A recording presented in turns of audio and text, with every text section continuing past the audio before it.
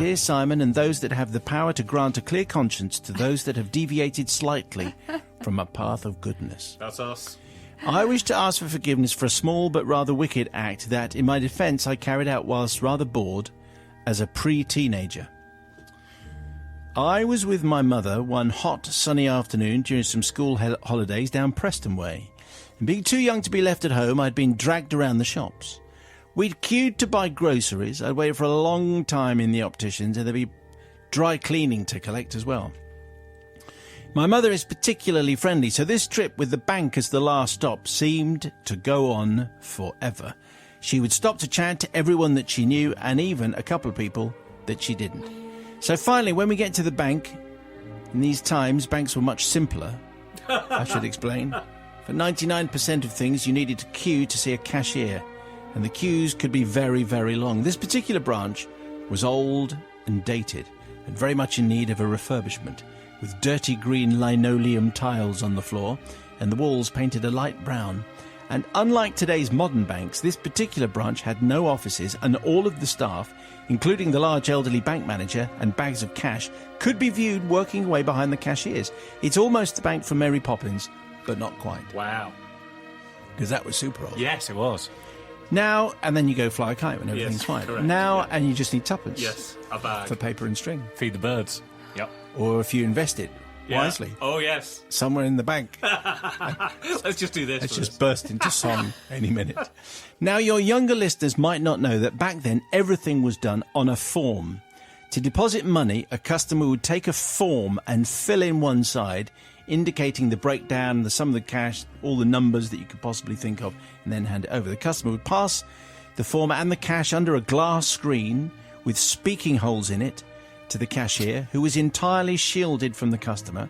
And apparently with the press of a button, the cashier could very quickly raise a steel bulletproof barrier from the counter in front of them. An ominous reference, I think, so halfway through a confession. Yeah.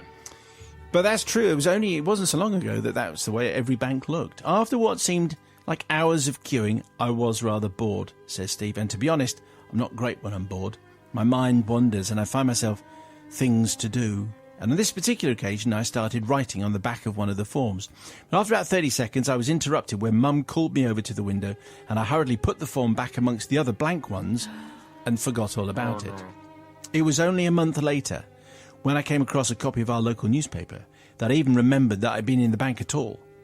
So I read the headline on page 4. A chill went through me as I realised the monumental consequences of my childhood scribbling, which was, well, the headline is, Fake hold-up note panics bank staff.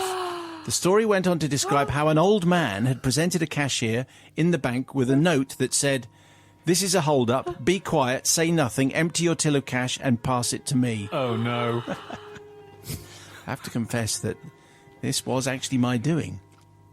But I was bored. But in my head, I imagined that, it'd be a laugh, really, and the customer and the cashier would have when they discovered the scribbled writing, and no one would really take it seriously. And it turned out in real life that the female cashier had tried to query it, but because the man was hard of hearing, he couldn't quite understand what she was saying. The cashier ended up by pressing the panic button. The alarm started ringing, the steel shutters went up, and the police arrived within 60 seconds. The queue of customers panicked, the bank staff went into a bank hold-up routine and locked themselves somewhere safe, and worst of all, the poor old man was actually arrested and escorted away in a confused state. Eventually, it became apparent that the poor man obviously knew nothing about the scribbled demand on the back of the form. He only wanted to take out £10. Poor man. Not £100,000. Just a tenner is fine. Couple of fivers. I'll take it in 2 shilling notes. No, 2 shilling coins. Yeah. Yeah, those. Was it that long ago? Don't think so. Threepenny bits is fine. Yeah. Order was restored and the poor gentleman was released, confused and probably more than a little bit angry. So I need forgiveness for causing distress to the old man, the cashier and the bank staff, also for wasting police time and upsetting the queue of customers in the bank at the time. That said, I would like to think that it was a useful practice for the police and the bank staff. It should also be taken into account I was generally a very well-behaved young man and had never been in trouble in any way before setting up this old man who got carted off to the Nick when he just wanted some money out of his account. So, interesting. Not many banking confessions make it through, but let's see what Sister Bobby makes of this. Well, Steve, from Preston, It's tricky, isn't it? Because you had absolutely no idea and no intention of the consequences, although they were absolutely massive. Writing a note is relatively harmless, you would think. Well, the thing is, I was quite impressed with all you remembered. I would remember this is a hold-up and then forget. All the rest of it was quite detailed. So I'm quite interested to how you kind of remembered that. So I wouldn't have remembered all that, would you? No. Everything, don't say whatever. But I do think, actually, the consequences were completely out of your control, out of your intention completely, and it was a complete accident. However, the error of your ways, there's a lesson to be learned. There are places you don't muck around, and that's airports and banks, obviously. yeah. That's There is no joking there. No. So actually, Steve, it's actually really easy to give you a clear conscience. For your slight deviation, you are forgiven this time. Yeah, I would think you're quite right. Customs you don't muck about. In banks you don't muck about. But this so the little boy wrote a little note. I mean, it's worth saying, Steve was pretty young at this time, and, we've all been young and foolish and done things that are a little bit silly and ill thought out. And so who are we to stand in judgment? You're the on confessional that? collective. Well, that's exactly what we are, and so we are going to stand in judgment.